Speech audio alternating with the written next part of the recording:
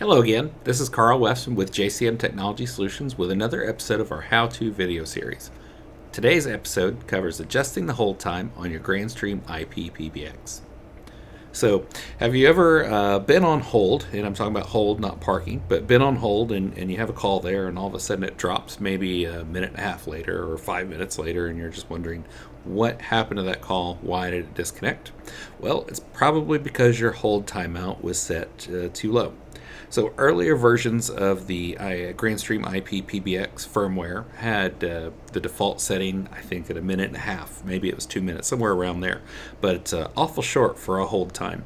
The newer versions of the firmware has no timeout, so the actual hold time is disabled, so it won't time out on you. However, if you've upgraded it from one firmware to the newer one, then you still have the original setting. So if you have questions about which firmware you're running or how to upgrade firmwares, we did cover that in one of our previous episodes, so check that out and you can at least see which firmware that you're running. But as of now, the newest 1.0.14 firmware will actually set the hold timeout to 0, which allows it to not time out.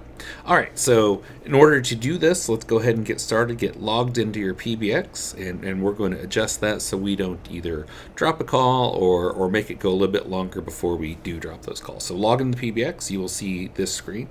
Go to PBX under SIP settings, and then go to TOS. So, terms of service.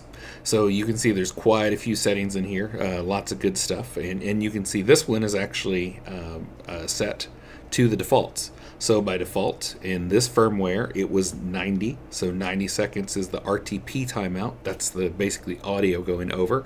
And then you have an RTP hold timeout. So it does instruct you to make this value bigger than this one. So the way that this would work, if you want to do 5 minutes, then you can do a hold time of 300 seconds because this is on seconds, and then maybe make the hold timeout 315 because the RTP hold time does have to be larger. So if that's 5 minutes. So if you wanted to do 10 minutes, you can do 600, 615, something like that. However, what you really want to make sure that you're understanding here before you make too many changes is the reason that these things are in place. So they're in place in case you basically lose a call or leave them on hold. So say you get busy, you put a call on hold, you forget.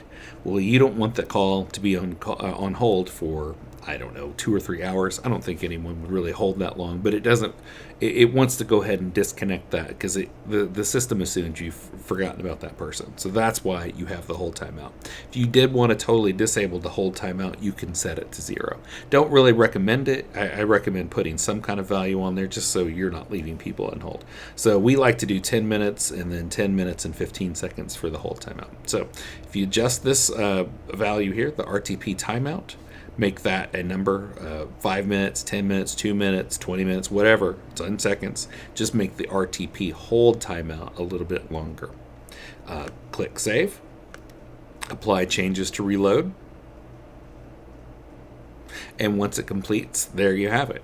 So you will be able to keep your calls on hold just a little bit longer than before. Like I said, the default value of 90 seconds, 100 seconds, that really wasn't long enough. So if you want to adjust a little bit further, you can. 5 minutes, 10 minutes, disable the hold altogether. Now you know how.